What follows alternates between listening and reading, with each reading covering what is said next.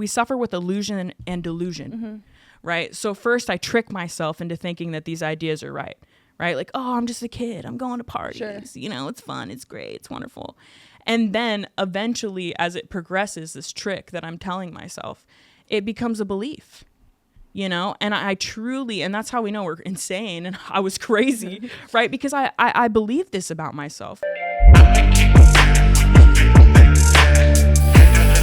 What is up, you guys? Welcome back to the #1 mental health and addiction podcast, the Hopeaholics. I am your girl, Natalie Eva Marie, and these are my boys. I'm Chad. Hi, I'm Shane. Make sure you guys like, subscribe, and follow us on our socials and wherever you get your podcasts. Got a new episode dropping every Monday and Thursday. Please come check it out. This episode is brought to you by the Infinity Group.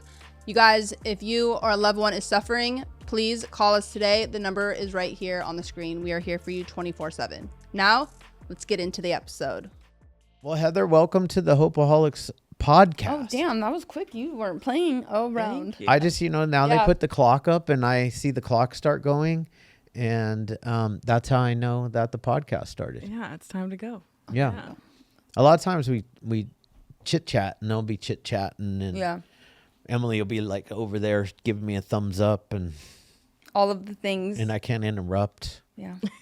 Yeah. So very true. Okay. Welcome. Thank you. Yeah, welcome back. back. Yeah. Because if people don't know. Yes. She was our guest on the Recover Out Loud meeting last week. And it was so good. It was so good. Literally, when you were done, I was like, we got to get her on the full podcast ASAP. Yeah. No, it was a really cool experience. I appreciate it. I went home and I watched it because I'm egotistical, you know, and I had to see myself. Sure. But I kind of sat there and my boyfriend came in and I'm crying because it's crazy to think, you know, like that you go from being homeless, absolute nothing to, you know, like, who is this person that I'm witnessing, you know? Yeah. Who is this? It's like out of body. Yeah, it's weird. Sure. It was such a weird experience, but no, it was awesome. I loved it. I think that's like the beautiful thing about recovery, because it is sitting amongst this table is like, you know, you have 3 individuals that at one point in time, completely same person, but not the same person. It's like a very odd thing to even kind of wrap your head around because of the total opposite parallels. Right. The way we think changed completely. Yeah. Yeah, it's like thinking about a stranger. When you think about yourself in the past, you're like, wow, I did those things, you know? And then when you watch yourself on video, you're like, wow, I really think different, you know? Well, to hear yourself and just to see the progress of what happened, what it was like, and what it's like now. You know, it's like, awesome. What? It's crazy. It is crazy because, like, man, I don't even know who that little wannabe thug even like what like why did I think that any of that was cool? I don't understand it anymore. I'm at a, and you know, I go all the way back to like 18 when like shit was fucking gnar for me at 18. You know, my parents moved away and I didn't want to go, and I full-blown drug addiction, and I was homeless too, like couch surfing as much as I could, and that's when I learned how to like hustle drugs, and I was terrible at it. I was terrible. And in the beginning, like, because I am a doctor's son, right? So like I didn't grow up in like the streets, right? And I got burned so much in the beginning. Right. Yeah. Like left and right was getting burned. I'm sure people, when they saw you coming, they're like, yes. Yeah, who is this kid? Yeah, who's this green boy? Yeah. I'm going to take him for a run. Yep. I get it though. That's how I was, you know, like I didn't know what to expect. And next thing you know, like I'm living in a trap house with some dude who's rubbing baby oil all over him. Like, where am I? Nice. How did I get here? Was it P. Diddy? I mean, I had to. There was a comparison there. I had to. Definitely a comparison. I had to go there just because of the baby oil thing. And it did enter my brain as well. Are you the only one in your family with addiction, alcoholism? That has identified. Okay. That has identified. I guess I have an aunt on my mom's side who identifies as an alcoholic. It's not something that was really talked about, but it was always in the forefront that it was a problem, like in my family. I have an uncle who's gone crazy. You know, I had an uncle who lived in a shed, you know, because he smoked so much meth, and that's just the way he chose to live. You know, it was there, but it wasn't something that was talked about in a way that it was a problem. A lot of the people in my family are functioning. They have jobs, they go to work, they perform the way they need to, and then they come home and they're a different person. That switch kind of happens. Yeah. But nobody has been as full blown as me. Sure. Yeah. And I can't remember, where are you in the scheme of siblings? I'm the oldest. You are? Yeah, I'm the oldest. Yeah, I have a younger sister. She's 3 years younger than me. She's a normie. She smokes weed. She does, you know, normal people things. Sure. Doesn't have any problems day and night. Yeah. Day and night, yeah.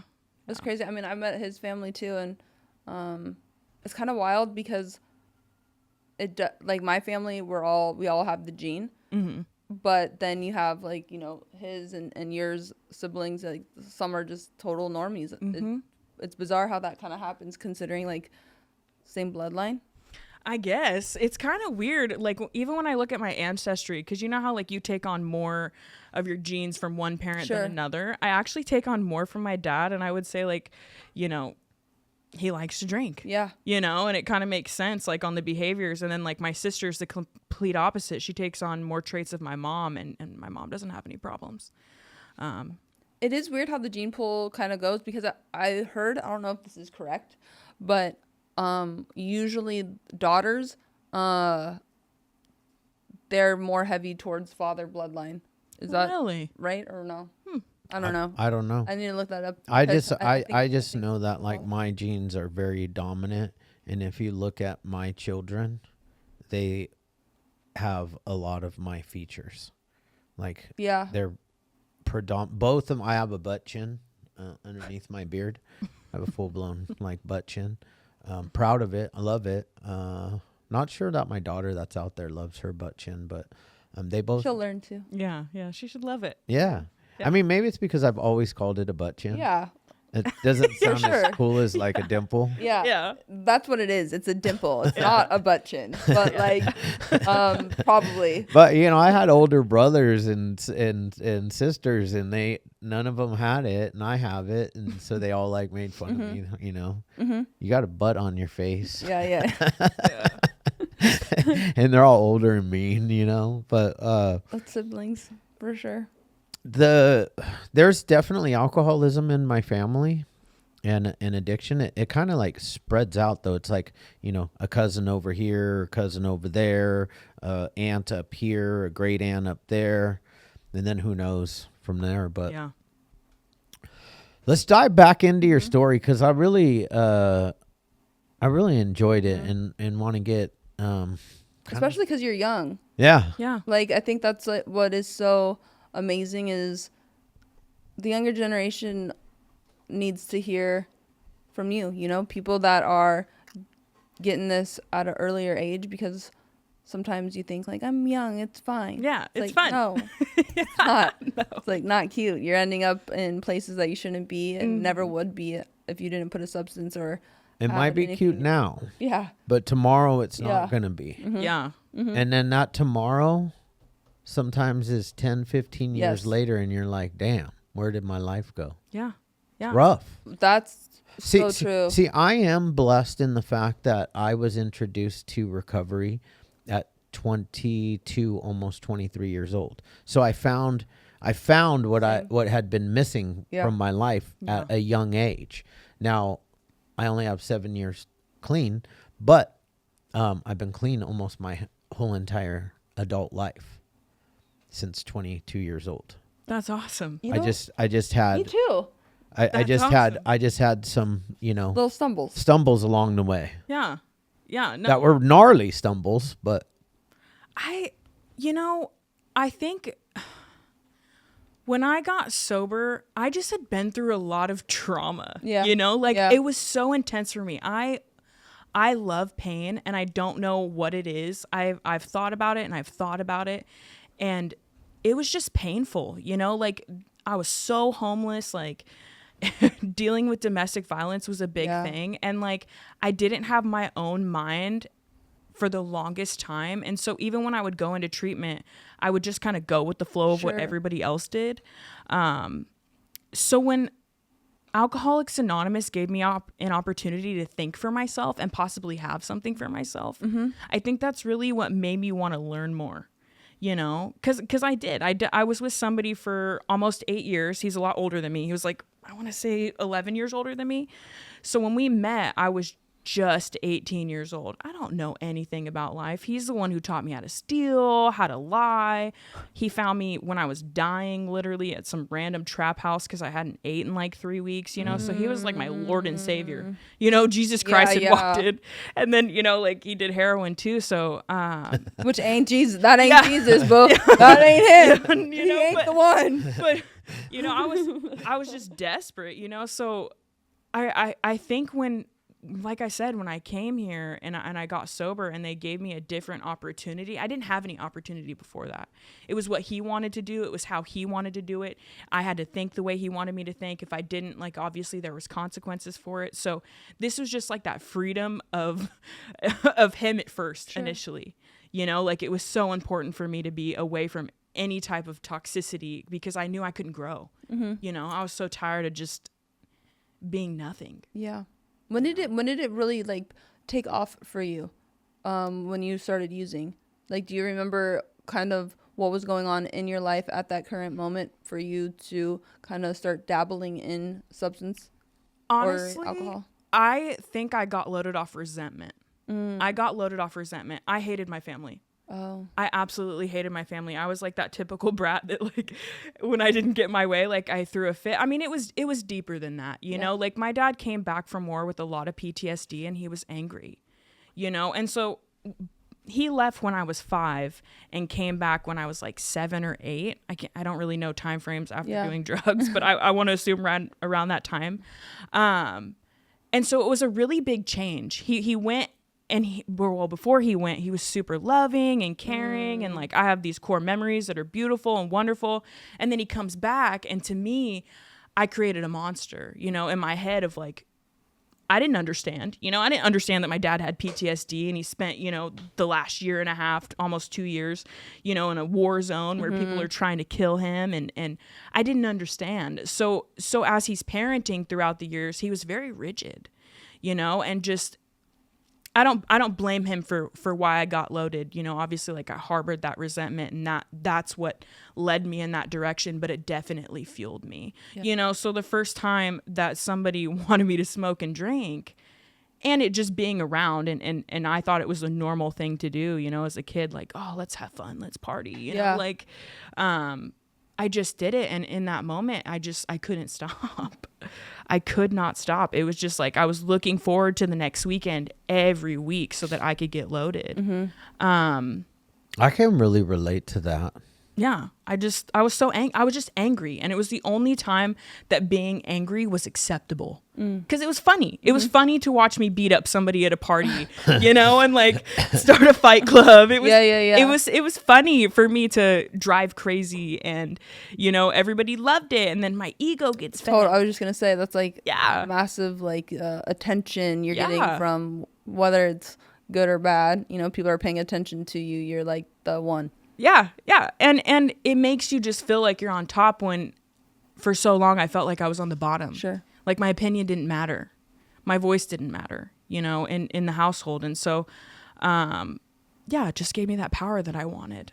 And I could lead people. I did. And I led people in the wrong direction. You know, I have a lot of friends from high school. I actually just got invited to my 10-year graduation and I started laughing. I was like, I didn't want to go then. I don't want to go now. Yeah. But I was thinking back on it and it's like, man, like I think about all the interactions I had with people I went to school with and it's just, they're not great. Yeah. You know, because I'm always pushing them in the direction like, let's get loaded. Let's get loaded. Let's do some crazy shit. Let's run from the police. You know, why? I don't know. You know, just to feed something inside of me. For sure. Yeah. When did it really escalate to this is what I've turned into? Oh gosh.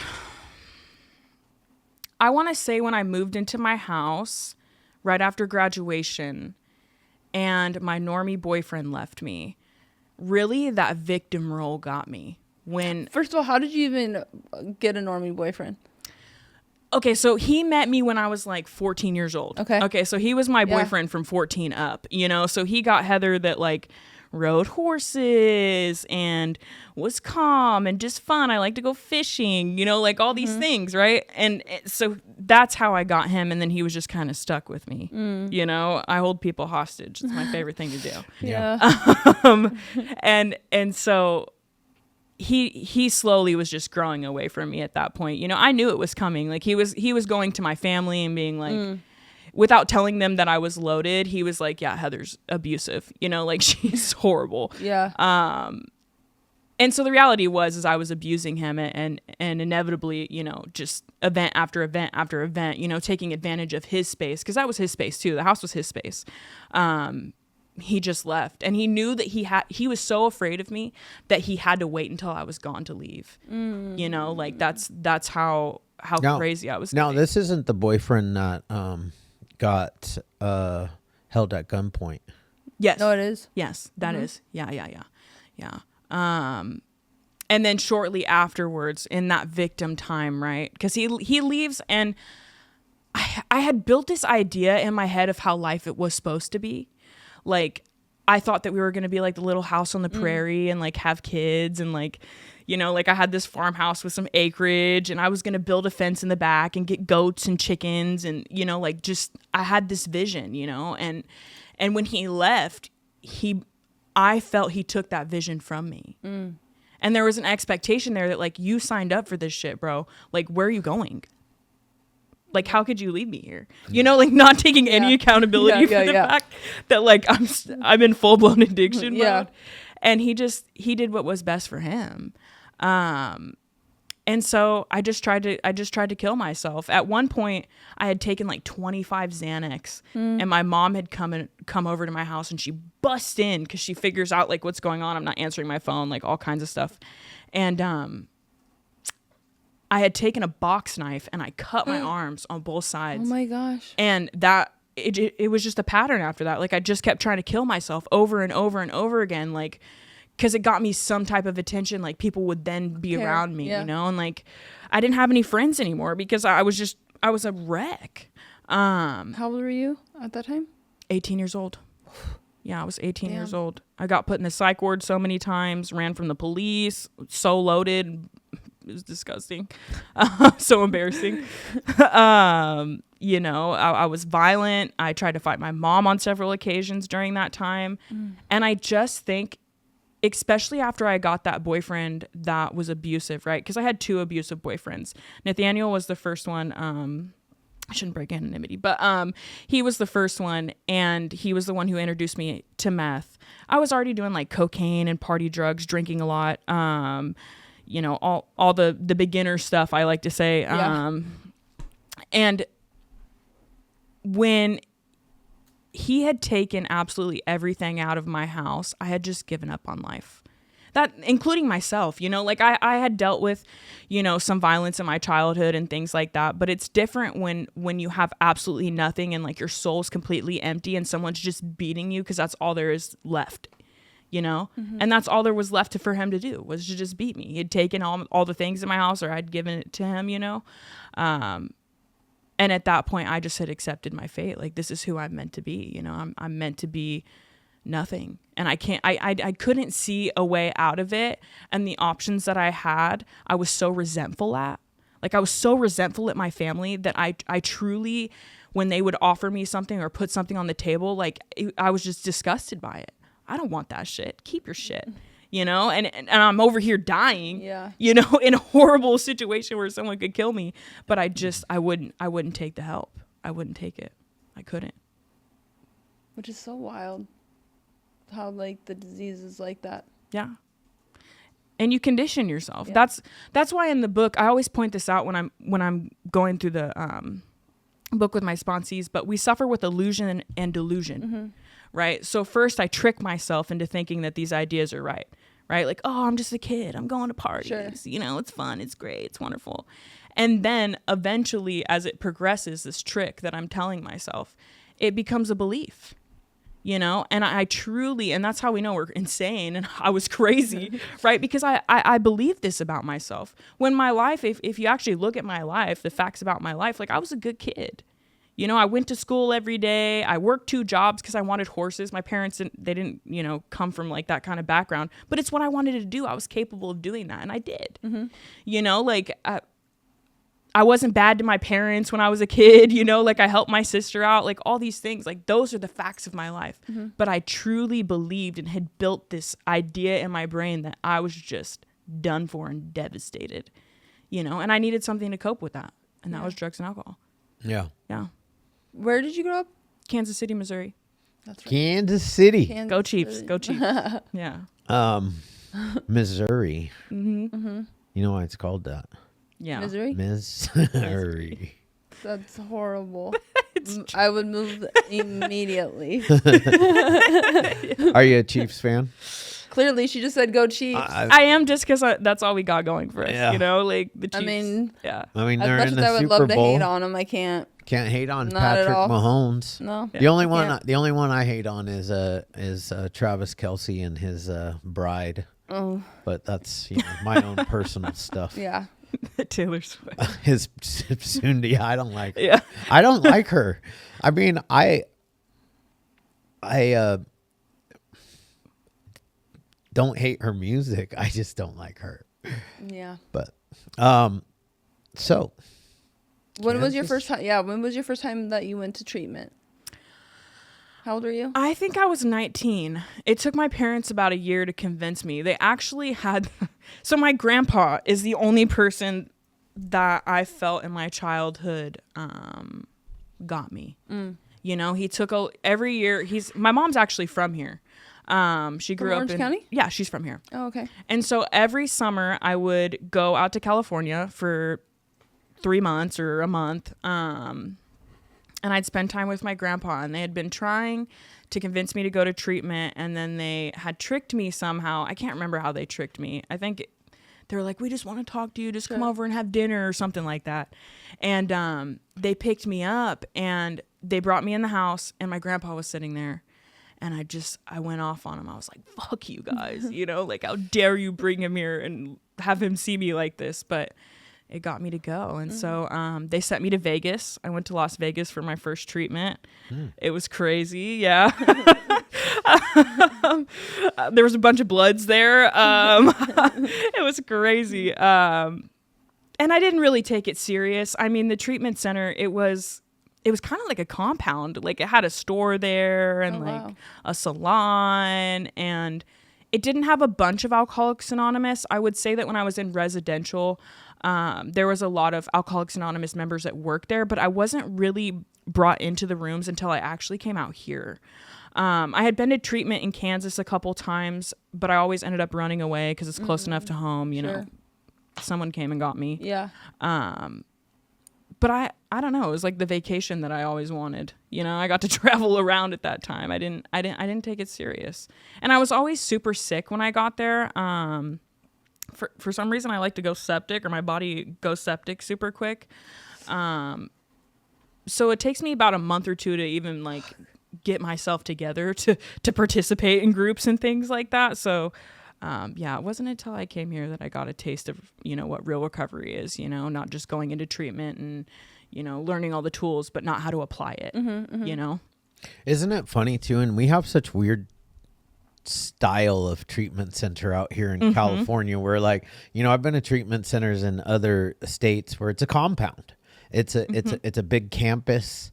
But it seems like California is very effective with our little smaller type treatment centers that are in a home-like setting. Yeah. And our recovery community out here is so bomb in Southern California. I mean, I've never been Northern California, but I've been for me, everywhere. everywhere from South Orange County, where we're at right now, all the way up to the top of LA, like Ventura, recovery's bomb.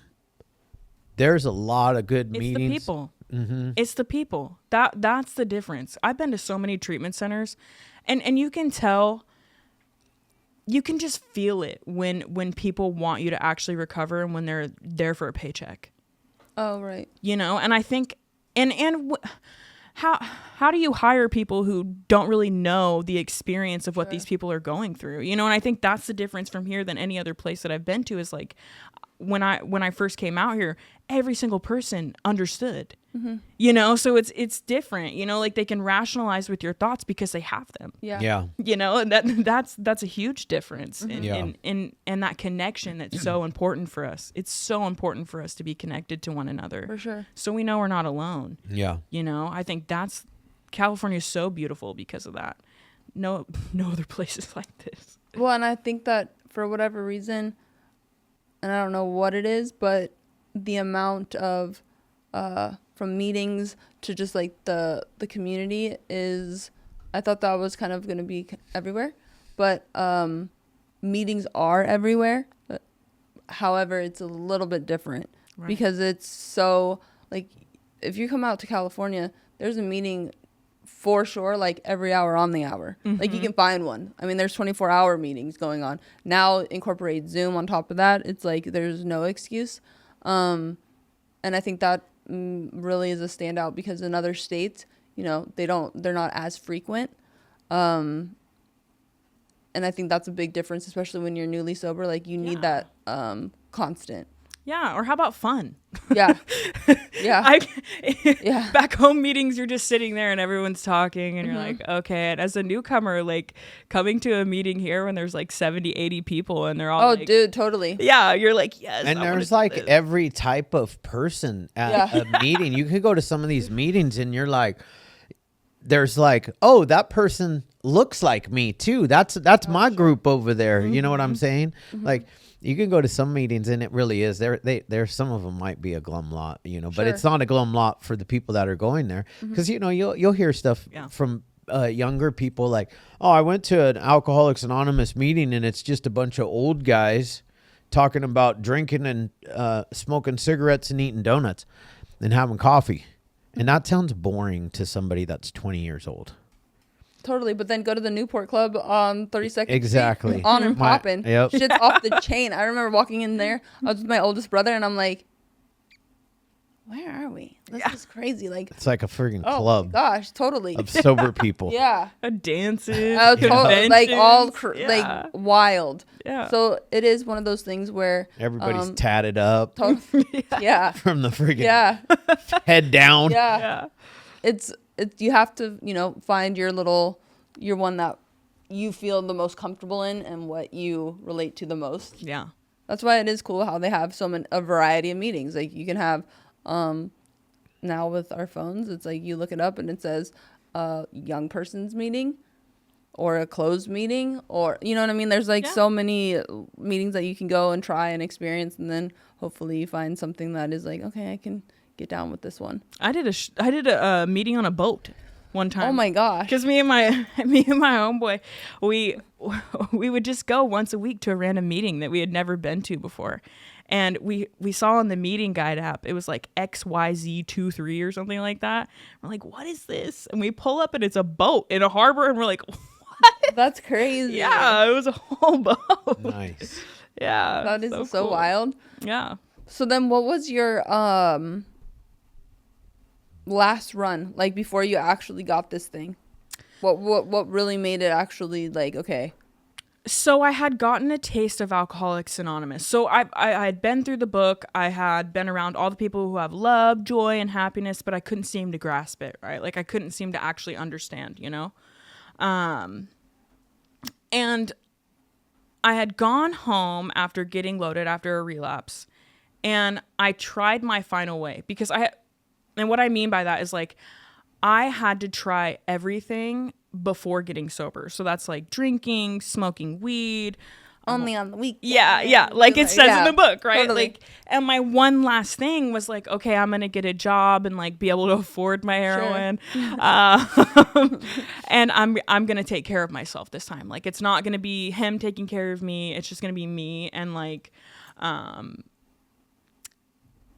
And I thought that if I got on some type of sub maintenance, that was going to be enough for me. So I had to try that route too that time. And it just didn't work. The book came alive. You know, the book came alive for me that run. Because after you get a taste of what it's like to be useful to people, Sure.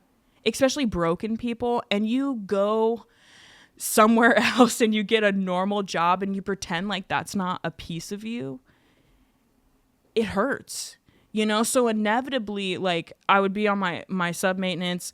I'd be going to work every day. I'd had the house. I had all the things that I thought I wanted, you know, like I'd go on these shopping sprees because I thought it would make me feel better, and it didn't, you know, but I'm stuck with myself. Mm-hmm. And I had nobody back home, you know, like I didn't build a fellowship. I didn't go to meetings. Like I stopped because there was an embarrassment there, because I felt like, because I was on maintenance, like I wasn't sober anyways, you know? And so, inevitably I just got loaded, but because I had all the things, I could hold up the lie that I wasn't loaded. And so it was just more painful for me to lie about it, you know? Like it was a different type of suffering.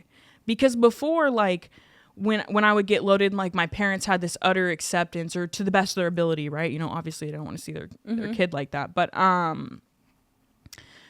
I would, like, go to their house and like put on this face when I was sick or when I wasn't sick, you know, or I would make up some lie about why I have to leave. And, like, I'm doing a lot more lying instead of, like, just being me. Mm-hmm. And I was suffering from it. And the worst part was I knew there was a solution to my problem. So for 3 years, I would wake up every day and I would cry, or I'd throw up, or whatever it is. And then I'd go look myself in the mirror and I'd be like, bro, like, what are you doing, dude? Like, why? You literally know you could call anyone at this point and you'll be fine. And so I just went crazy. I went crazy, like, you know, like the book talks about in the powerlessness of it, you know, because I wanted so badly to get sober, but because I had built my life off all these lies, and I didn't want to hurt everybody again, because I had already hurt them so many times, like get sober, build up hope, get loaded again. You know, like I had finally built some like trust and false value, right? Because it's surface level. I know the truth, they don't. And I was just, I don't know, I was going crazy over that thought, and I couldn't get right. You know, I couldn't tell on myself. And that's why God gets the credit for my sobriety, though, is because, like, it wasn't until I got that hole in the wall, and I call it this, it's kind of like this metaphor. I can see it in my mind almost when it happened, but like, God gives us holes in the wall whenever we're going through something, like that wall that we put up ourselves. I built that wall, right? I built it piece by piece by piece, so based off resentment, fear, you know, lying, all the things, you know, that we do when we're suffering and we're sick. But sometimes God will break a tiny little hole, just enough for me to squeeze my ass through. and he did that for me. And I finally just got it, you know, like I don't know why I got it in that moment. I had been told the same thing over and over and over and over again by countless treatment centers. Like, Heather, you need to get a sponsor. You need to work your steps, you know, like you need to sit and like try to find a higher power or find something greater than yourself. You know, like I had heard all those things over and over and over again, but I just could not muster up the willingness to do it. But when I finally accepted God in that moment, you know, like that, all of a sudden I had this willingness that the book told me I would have.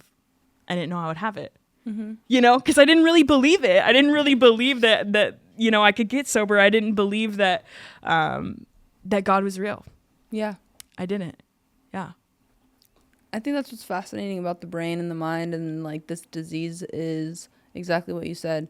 We are told pretty much the same exact thing multiple times, regardless if it's from friends, family, or in the rooms or in treatment. And then all of a sudden at different times, you hope that it sinks in at some point to grasp it. But nothing's really changed at all. That's what's like wild to me. Yeah. Is that it's the same for each individual, and it hits at such different times, and you're just like, hope that it hits you at some time before you die. Yeah. Because that's what will happen. And that's what's crazy. It's scary. It's scary to think about. It was a scary thought when it happened, you know, like, wow, why did it take me till this moment to get it? because I had been told that so many times. And I think that's how I knew I was insane. You know, I think that's how I knew I finally could accept my alcoholism. I could finally accept that the problem was me, because there was no other explanation for why, knowing the solution to my problem, why I couldn't do anything about it. Because I had to be crazy. You're crazy. You put your hand on the hot stove over and over and over again, but you know the stove is hot. Why do you do it? Because you're crazy. Like you're beyond human aid. You are powerless over your own mind. Yeah. Yeah. I think God does it on purpose to bring you to a point where you have nothing left but to call on to him. Absolutely. There's nothing else, like, that's it. Because then it's like there's no other explanation for how we get well. Yeah. Because it's like we've tried literally everything. Our way, the other guy's way, her way. Yeah. You know, the book takes you through it of like the multiple things that we constantly try to tell ourselves that this time's going to be different. I'm going to, whatever it may be, the insanity of it. But then God will bring us to our knees where there's nothing else left but to utter and cry out to him. Yeah. Like, help me. Yeah. I don't know what else to do. I'm done. Well, and that happened for me when I was in detox too. It's kind of crazy. When I hear like panels or stories, sometimes I hear this prayer that I said, and it just worked. It's actually right before I got my sponsor. But I was in detox this last time, and I had to have my gallbladder removed. So they were really weird about giving me meds to taper off. So I was basically tapering off with nothing. So it was a horrible time, you know, like I'm wanting to die laying in the bed. And I said that prayer where I'm like, God, please help me or kill me or show me why I'm here, because I just don't get it. You know, like I truly don't get what the purpose of all this is, you know, like, and then very next day is when they took me to a meeting, and I met my sponsor, you know, and that whole, you know, spiritual awakening started happening, you know. So it was pretty crazy. Like, you know, you do have to come to a point of true humility where you give away the reins and you're like, okay, like I don't know what to do. And it happens all the time in my sobriety still. Sometimes I'm just like, okay, I don't get it. Yeah. I don't get it. But okay, that will be done. Move on. Yeah. For sure. Yeah. That's why I think he does it for whatever reason. It's just that way it's embedded into our brains that like, you need me. Yeah. Yeah. And it takes you out of the scenario, you know? After you're done struggling and fighting, you're like flopping on the deck like a fish. Like, now what? Yeah. Well, there's a moment of stillness where we can actually like receive. Because I haven't been working for the last month.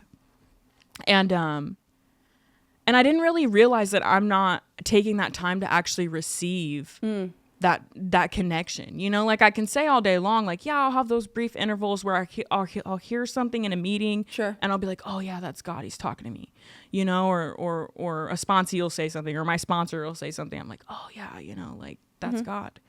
But I had never actually taken the time, like a decent amount of time, to sit and try to like receive something from God, like meditate. You know, I thought it was fake. I'm like, okay, Yeah, me too. Yeah, this is some trash. But I started doing it, and like all of a sudden that peace and that serenity came, and I was sitting there and I just started crying, and I'm like, why am I crying? And it was because there was a stillness that I wasn't ever able to have before. Only when I help people. Sure. You know, do I have some stillness because I'm thinking about you guys? Yeah. Yeah. You know? And out of your head. Yeah, but never when I'm alone. Dude, What is totally. that? It's crazy. I used to think that too, like with meditation. I'm like, it's so hard for me to like sit still and then to be quiet and then to just like, okay, hello, like, God, it's me. Are you there? You know, so I had a really difficult time for a really long time doing that portion of like the suggested kind of like our morning little get down of what we're kind of supposed to do in my sponsorship line. And now it's actually crazy because it's the thing that I most seek at the current moment is that time of quiet. Nothing's on. I mean, my dog's with me, but I'm just seeking him. That's it. Yeah. That's all. And the amount of like peace and comfort it brings is mind-boggling to me. Yeah. Where I'm like, why didn't I do this sooner? Like, how did I not know? Yeah, which is like, I've always had a great relationship with my higher power and have always talked to God, but not like this, like not on this degree. But I think too, that's us as humans. Like, we're supposed to constantly keep evolving and growing, or else we rest on our laurels. And I've done that before, and I go out. So it's like, you know, doing new things that are a little bit uncomfortable, because how much always like time is always the issue that I either say that is an excuse or sponsors will say is an excuse. But it's like, no, like prioritize your time then. Like, how much time do you spend on social media just scrolling? Probably a ton. So how about we minimize that? Or like just dicking around, doing nothing.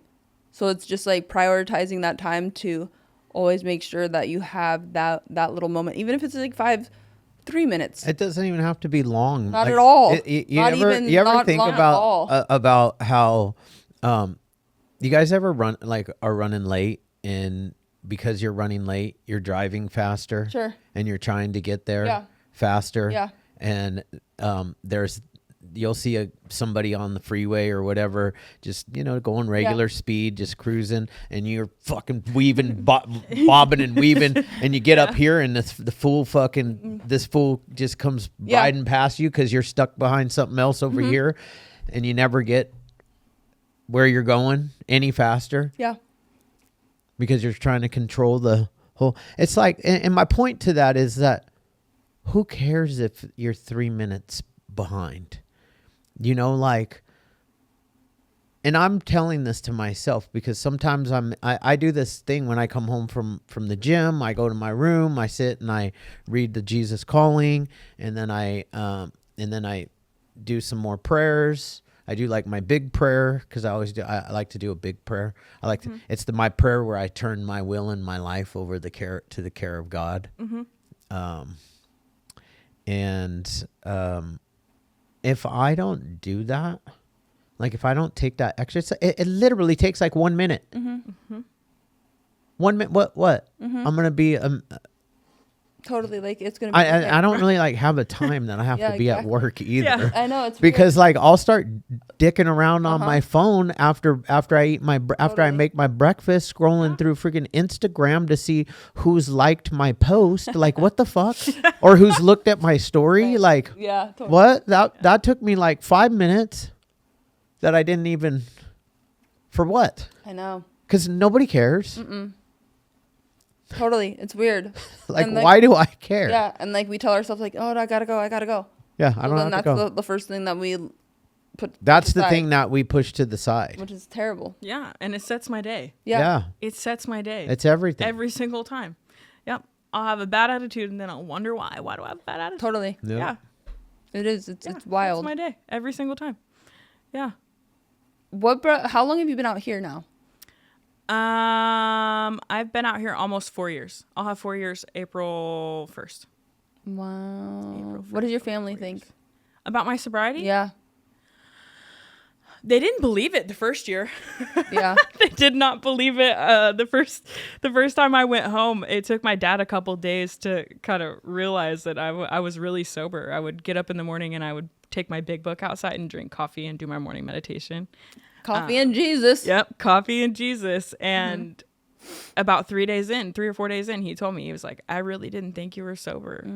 And then he got to witness it, you know, because our attitude changes, you know, like when chaos was going on in the house, or, you know, he's scared to drink around me. I'm like, it's okay, dude. Like, do you know, like it doesn't control me, you know, like just be you. And that was you know, to his amazement, because he had never seen me so cool, calm, and collected. And, I just continue to strive forward. And I think, my parents have always told me that I'm very strong and I'm very independent, and anything I want to do, I can do. And I think they both have instilled in me so many life lessons that I think have put me ahead of the game, you know, for my age, and made me successful. You know, like a straight A student, I take time out. I have great time management. Thank you, Mom. You know, because she taught me that, like, we got to be on schedule. We eat on schedule. You know, my dad taught me how to eat healthy and how to exercise, and, you know, and to have courage in myself, you know. So I think just for them to be able to watch me take all the tools that I've been given in sobriety, including and appreciate the ones they've given me, They love it. And they love watching me help people. Every time my mom comes out here, it's so funny. I love her to death. She'll start crying every meeting she goes to, you know, because she's normal. She doesn't get what, you know, what Sure. I do every single day, but she's so amazed by it, you know, because it is a gift to be able to be of service to people and to have people come up to you and ask questions and she watched me go from absolutely nothing to that, and I think that's just a gift for her. You know, Yeah. I try to respect it and just the fact that when she's here, I try to pay for things, and that was Yeah. nothing I did before. Yeah. You know, she's sending me cartons of cigarettes and before. Sure. It's just it's a different life, and I'm self-supporting. I have my own place, I have my own car. You know, I have a healthy relationship. It's just I'm a completely different human being. So I'm sure they're very, very, very grateful for it. Yeah, definitely. Yeah. Where did you meet your current relationship partner? So it's actually kind of a long story. I waited a minute to get into a relationship, obviously, because I had been with somebody for forever, you know. And then I tried a relationship in Alcoholics Anonymous, and we were just newcomers, you know what I mean? Like I probably had like a year, and it wasn't really like a real relationship. We're just running around helping people, doing all the crazy stuff. But I started to go crazy, honestly, because I'm just as much a codependent as anything else, you know? And at about 18 months sober, I just kept building resentment. I would do 10 and 11, and I knew that like I should leave this relationship because it's unhealthy for me. So I'm kind of going crazy because I'm not doing the right thing. You know, my sponsor's like, Heather, you know what to do. Like, why are you keep doing this? And I was basically like being a fake. I'm going in there like trying to help women to be independent women while I'm allowing somebody to just do whatever they want and kind of mooch off me and do whatever they want. And I drove to Beach and Ball to get loaded. Ooh. At 18 months. And it's crazy. Fucking Beach and Ball. It's so crazy. And I pull into this gas station on Beach and Ball, and in the book it kind of like talks about that God consciousness, but I didn't really understand. Like I knew when I would pray, like I'm talking to God, but like not where like it's in your head. You know? And so I'm driving to this gas station because I'm like convinced I'm going to get loaded. That's the answer. Yeah, I'm going to do it. Yeah. You know, screw him. Yeah. And, but there was this weird like voice in the back of my head that was very still and very calm. And it people probably think I'm crazy when I share this, but it was like, you've already done this. You've already gotten loaded over somebody before. It's not going to change anything. And it was like that still, while the rest of my brain and like my thoughts are going batshit crazy, you know? It's like, you've already done this. So I turn my radio up real loud. I have a system in my car, so I turn it up and I'm like, no, you know, I'm going to get loaded. And I pull into this gas station. I saw a bunch of homeless people sitting there. And I pull up and I'm like, hey, come here. And they all surround my car. And I asked him if he had any fentanyl, and he goes, yeah, I do. And it reminds you, like, I'm all dressed up. I had just read with the sponsee, you know what I mean? This is a great example of how, you know, human power will not relieve our alcoholism, right? Like only my connection with God is what Yep. keeps me sane. But I'm talking to this guy, and I have my nails done, you know, I have a nice bag, and he's like looking at me like, what are you doing, dude? Yeah. And he stopped me and he goes, how long do you have sober? And I told him, I said, I just took 18 months. And he said, I'm not selling this to you. Wow. And I was like, screw you, bro. Like, what do you want? Do you want $200? Like, come on. You know, like, I got it. You want a pack of cigarettes? Like, I'm so sick. I was so wrong to that man. And I'm sitting there arguing with him for like 15 minutes. And finally, he's like, look, I'm not selling you anything, but here's the deal. I'll give you what's in this foil, but you have to promise me something. And I said, what? He said that you'll call somebody so you don't die. This is your choice. You're making this choice, right? So he hands it to me, and I get this sense of relief, but I'm scared now. You know, I'm like, oh my God, I have it. And that voice in the back of my head starts saying the same thing again. You've already done this, dude. You already know what's going to happen. Like, you know exactly what's going to happen. And at this point, like, I have my own apartment. Like, I'm part of a program for school with women, you know, like I'm sponsoring a bunch of women. I literally had just read with somebody that day, You know, like I have a lot more to lose, you know, friends who love me, genuine friends who've gotten sober with me and we look up to each other. Yeah. We're our network. We're our family. And so I turn my radio up real loud because I'm like, no, I gotta do it. I'm hurting so bad. Like you just don't get it. And I had promised the guy that I would call someone, and I'm not a liar, you know, like I'm telling myself, you're not a liar, dude. And so I called somebody from my job that I knew was loaded, and I'm thinking she's going to be like, okay, yeah, just stay on the phone with me while you get loaded so you don't die, you know, like I'm convincing myself of this. And she goes, if you don't call Andre, which is my sponsor, I'm going to call him. And I'm like, what? You're loaded, dude. Like, what are you talking about? He's like, how dare you do this? And then like 20 seconds later, my friend calls me and I tell him what I'm doing, and I just got honest and you know, like it was all God. Like how many homeless people do you know that are going to sit there and argue with you over $200 that I'm trying to hand him, and he gave me the dough for free and fight for my life? Yep. You know, and then my sponsor that next day made me walk into one of the biggest meetings, my home group, and share to the whole group after they've watched me go in there and help people, you know, like I'm on fire. I love this shit, you know, and have to tell on myself in front of everyone. And he promised me something. He said, Heather, watch what happens. And I walked in there full of humility. I'm fucking crying. I'm so embarrassed. I'm like, I can't believe I did this over a dude. Like, why would I do this? Like, come on, bro. Like, why are you doing this? And, I share and I tell the whole room off. I'm like, and fuck you guys if you don't believe me. Like, I don't give a shit, you know, like fucking God saved my life. And I'm in there preaching and one by one after that, they all stood up and they thanked me. And it's just one more thing to like, kind of like reaffirm, you know, my connection with God. And so I've had struggles, you know, I've had friends die in sobriety, you know, almost got loaded, you know, so many different things I've been through. But I think that was probably one of the biggest things that drove me towards God in sobriety, is just being like, wow, it was right there in front of me the whole time, you know? That's wild. It's crazy. It's like a little angel. Isn't it? Because that's like unheard of. Yeah, it was crazy. It was so crazy. Yeah, I don't ever want to be in that spot again, man. Yeah. I don't ever want to feel that going and picking up is a solution. Yeah. I've done it too many times. Like, I have picked up too many times, and like every time I do, I lose everything that I love. Every time. And worse. It's always worse. Always worse. And what would be worse is if they lost me permanently. Yeah. Because they all rely on me.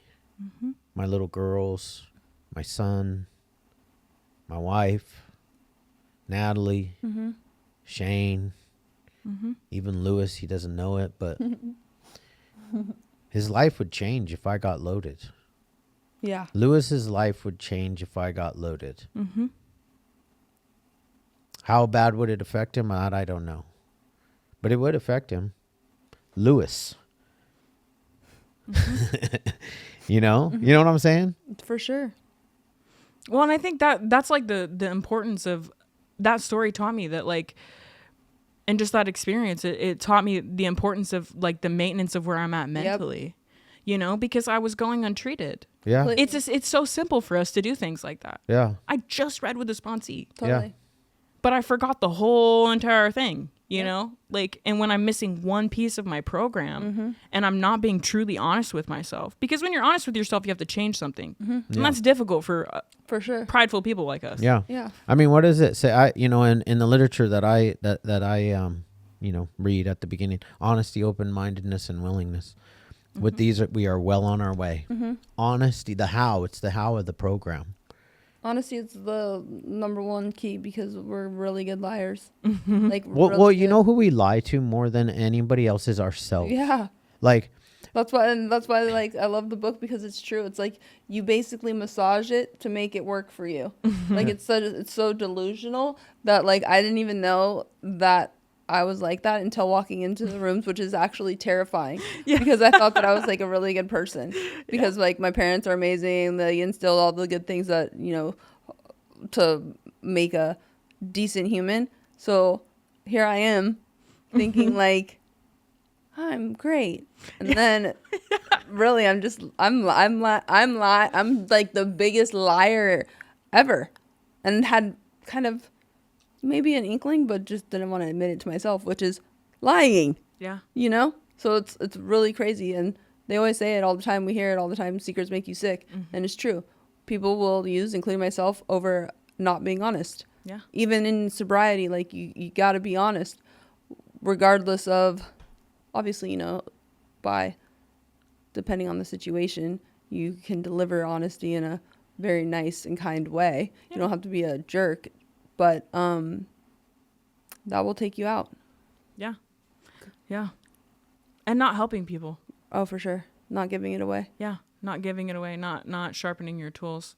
I think that's what really kept me around too, is because I figured out like that's the hack to growth. For sure. That's the hack to growth in life, is helping other people. Well, and also too, being real and honest. Your sponsor making you go into that meeting with your tail between your legs and actually sharing where you were. Yeah. That is huge for everybody that is at that meeting, because it just goes to show how real this disease is. And just because all of us sitting here have different amounts of time doesn't mean shit. All we have is this moment and today. Right. Because I hope that, God willing, you know, by midnight I lay my head on my pillow and I did the best that I can for that day, and we start all again. Yep. Like, that's it. Absolutely. It doesn't matter. Does not matter, because it will creep up on you that quick.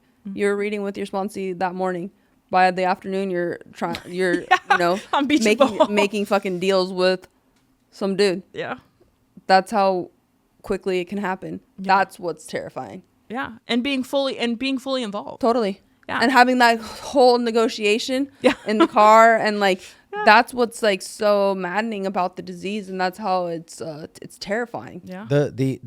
I will tell you guys, man, the program really fucks up your ability to truly get loaded, though, man. Once you've Oh had yeah, a taste I agree with that too. Once you've had a You taste of have, like, sobriety, yeah. it's like it's all over, man. Yeah. And you know, because like before I knew, Yeah. I didn't know. Yeah. Like I just got loaded. It's because I started getting loaded when I was 13 years old. And like from 13 until 23, I got loaded every single day of my life. And didn't know that there was a solution. I knew somewhere around like 18, when I was an adult, you know, and I was out running and gunning, I knew that I had a problem. Something right here. I just knew that there was. Yeah. I just thought this was a choice, and this was how I was gonna live for however long. I did, you know. When you're 18, you're not really thinking about 50. No. Right.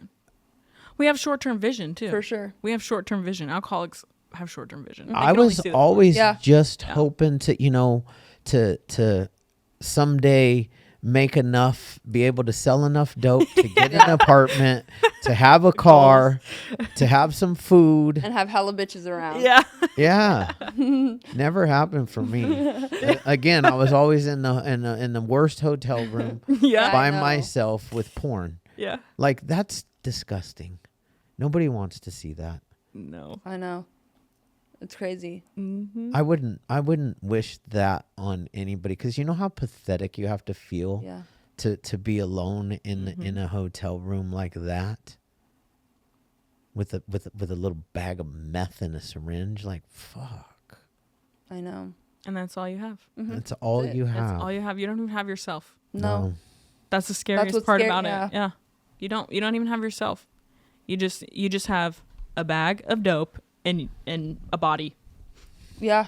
To put it in. Yeah. That's it. That's like the devil is coming for your soul. Yeah. That's really what's happening. He's got it at that point. And is like loving it. Yeah. Yeah. It's crazy, because like those aren't if that's what the devil wants your life to be like, you know, that frantic, that feeling of absolute demoralization, the pain. You know what's funny? You said earlier about pain, right? Like, I don't know what it is about addicts and our insane tolerance for emotional pain and turmoil that we will, like, what other person on the planet would like do this devastating stuff to themselves and continue to do it and just be like in so much pain that you want to die. But that's the insanity, right? Like we continue to do the same thing over here. And I want to clear this up though, because in the rooms and in normal people, right, you'll hear the definition of insanity is doing the same thing over and over again and expecting a different result. That ain't it for addicts. No, we know. Addicts do the same thing over and over again, knowing exactly what's going to happen, but we do it fucking anyway. That is so true. Mark that for a reel, just because I haven't had any good reels lately. It's so true, though. I actually didn't think about that because, especially when you've been in it for a minute. You know exactly what's going to happen. And you know what? Today, here's the truth, too. Today, if I go and pick up, I know exactly how my life's going to turn out. It would be insane for me to think anything different. Yeah.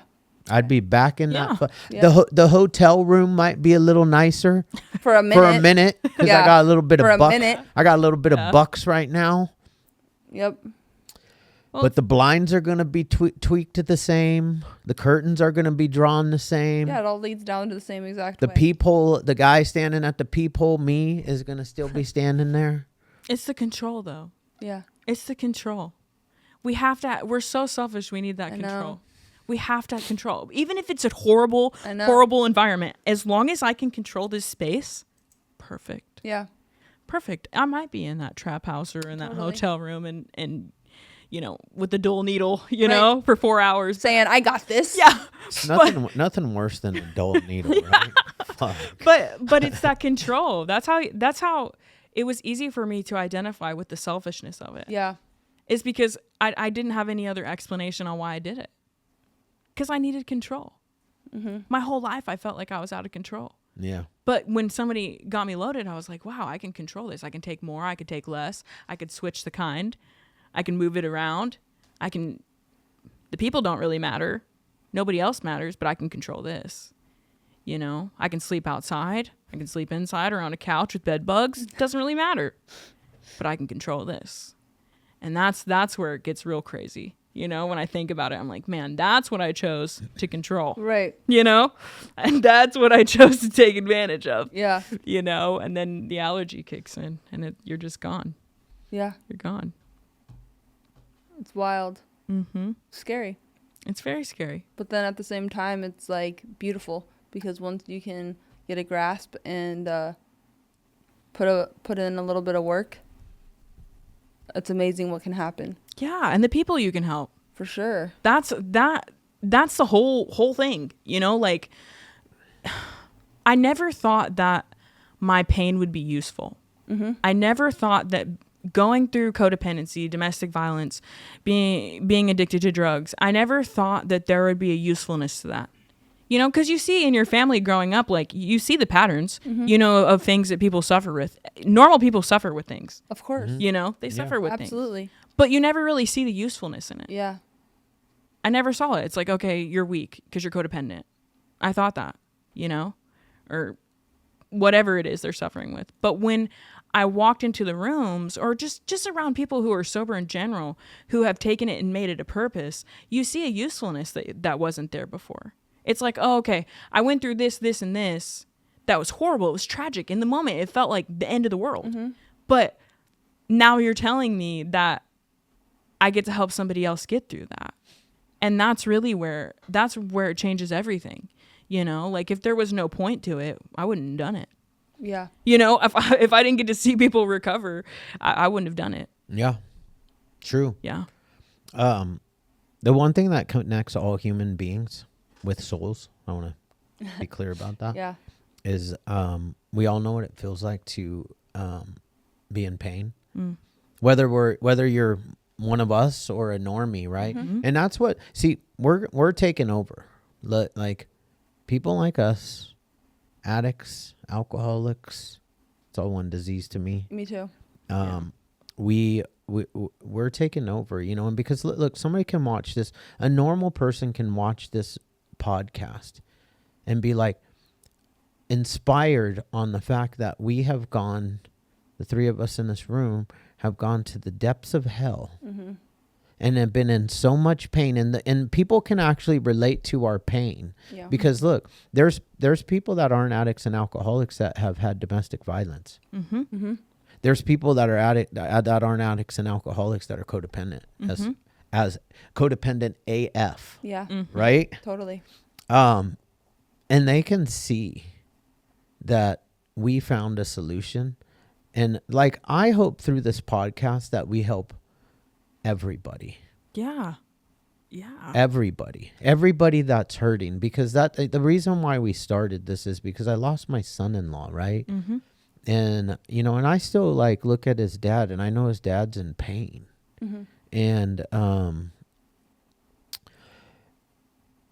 want to offer him hope that he can get through this, and that maybe his pain will help another human being's pain.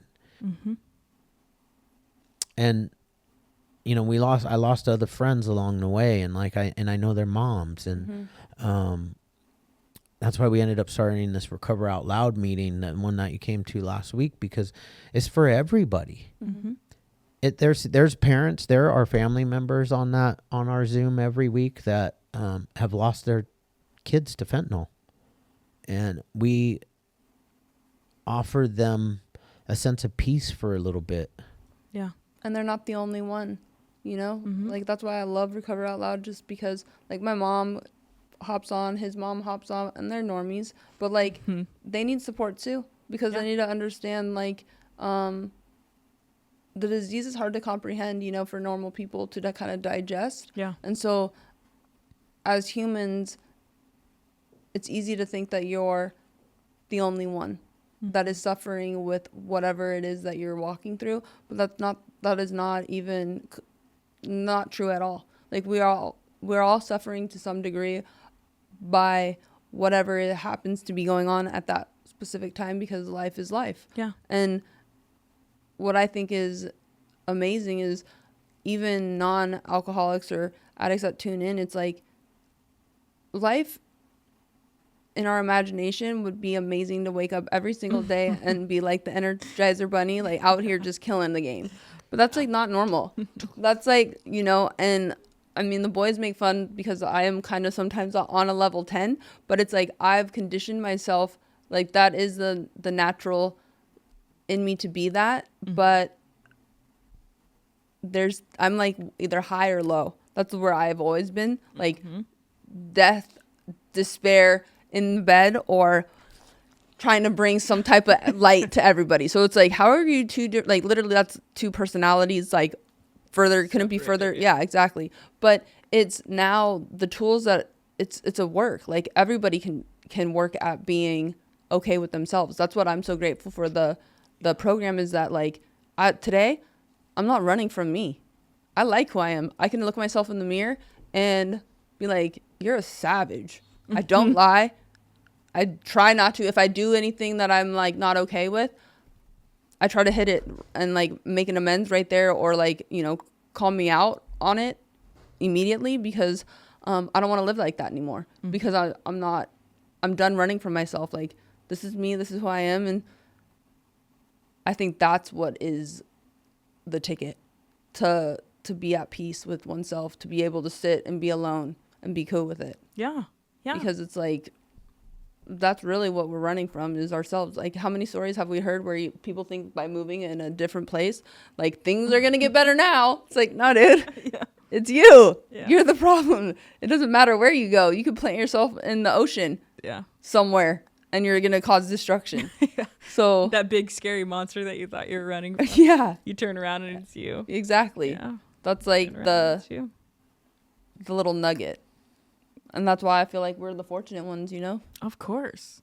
It's just a superpower. That's what I think too. That's what I say. Dude. I used to never think that, and now totally. It's a game changer, man. It's like we got a tool belt that a lot of people don't have, and would be super useful if We're like everybody. Wonder Woman. Yeah. You got that? Didn't she have like a belt that had? Oh yeah. But you know what's amazing about like even being around other people that have the same like ism, disease, whatever, is it makes you kind of stay on your game, because it's funny. I don't know why I can't get this out of my brain. I'm in the office right next to with our COO Catherine, right? And I'm like in a kind of weird head, like trying to kind of control what I shouldn't be controlling. And I literally like Chad's sitting out at the table, and all I hear is like, "Hey, Natalie, it kind of sounds like are you in control, or is God, or something like that, like God's will or something?" And like my initial reaction want to be like, "Fuck you, shut up." But then it's like, yeah, that's exactly what is happening right now. Like, chill, let it go. But like, that's not normal. Like normal people wouldn't say something like that. You know what I'm saying? Yeah, like and they don't get that support either.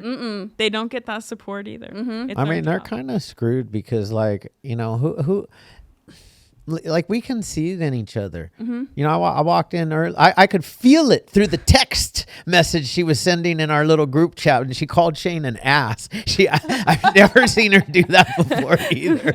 And I was like, I'm driving in I actually texted Catherine before I texted you, because I was like, I think Natalie's panicking right now.